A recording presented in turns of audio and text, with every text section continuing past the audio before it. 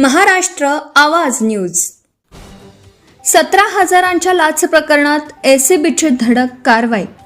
पडताळणीत भूमिका समोर आल्यानंतर रात्रीची अटक. शहादा तालुक्यातील कोठावळ बीटशी संबंधित 17,000च्या लाच प्रकरणात लाचलुचपत प्रतिबंधक विभागाने आणखी एका संशयित आरोपीला अटक केल्याने खळबळ उडाली आहे. पडताळणी दरम्यान आरोपी म्हणून संजय पवार वय वर्ष 52 याची भूमिका समोर आल्यानंतर त्याला मंगळवारी रात्री सुमारे 8 वाजेच्या सुमारास शहादा बसस्थानक परिसरातून अटक करण्यात आली. या प्रकरणात यापूर्वी तेजस्विनी साळुंखे पाटील वय वर्ष 34 वनरक्षक कोंडावळ बीट तालुका शहादा जिल्हा नंदुरबार हिच्यावर कारवाई करण्यात आली होती. आता संजय पवारच्या अटकेमुळे या लाच प्रकरणाला नवे वळण मिळालं आहे. प्राप्त माहितीनुसार तक्रारदार पुरुष असून त्याने ग्रामपंचायत हद्दीतील शेताच्या बांधावरील तसेच माळरानावरील काटेरी बाभळीचे झाड ग्रामपंचायतीची परवानगी घेऊन तोडून टाटा मॅजिक वाहनातून गुजरात राज्यात विक्रीसाठी नेली होती. मार्च 2026 ते मे 2026 या कालावधीत तक्रारदाराकडून अशा प्रकारे झाडे तोडून गुजरातमध्ये विक्रीसाठी नेण्यात आल्याचं तक्रारीत नमूद करण्यात आलं.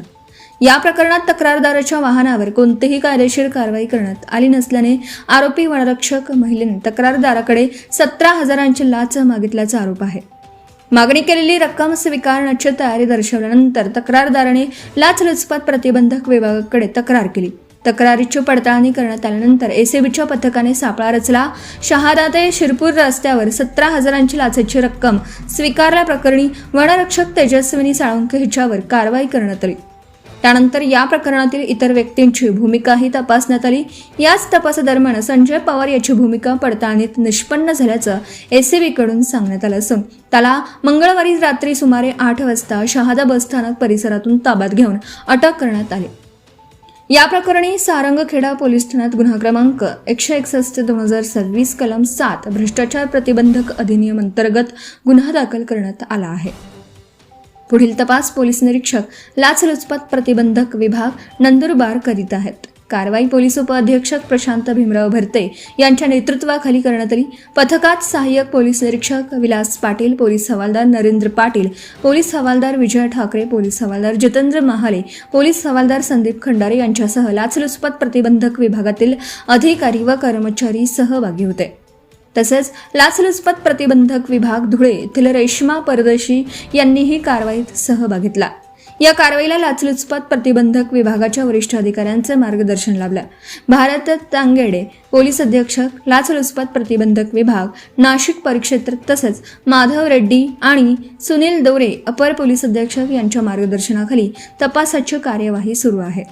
आरोपीच्या अटकेने तपासाची व्याप्ती वाढणार. वन विभागाशी संबंधित झाडतोड आणि वाहतूक प्रकरणात लाचेची मागणी झाल्याचा आरोप, त्यानंतर एसीबीचा सापळा आणि आता पडताळणीत भूमिका समोर आल्यानंतर आणखी एका आरोपीची अटक. यामुळे या प्रकरणामागे नेमकं आणखी कोण सहभागी आहेत का, लाचेच्या मागणीमध्ये कोणाची भूमिका होती आणि या व्यवहाराची व्याप्ती किती आहे याकडे आता सर्वांचं लक्ष आहे. संजय पवारच्या अटकेनंतर त्याच्याकडून होणाऱ्या चौकशीत या प्रकरणातील लाचेच्या मागणीपासून रकमेच्या व्यवहारापर्यंतची साखळी स्पष्ट होते का हे तपासात समोर येणार आहे. दरम्यान या कारवाईमुळे शासकीय यंत्रणेत लाचेचा व्यवहार करणाऱ्यांमध्ये धाक निर्माण झाला असून लाच मागणाऱ्या अधिकारी कर्मचाऱ्यांविरोधात नागरिकांनी थेट लाचलुचपत प्रतिबंधक विभागाकडे तक्रार करावी असं आवाहन विभागाकडून करण्यात आलं. महाराष्ट्र आवाज न्यूज.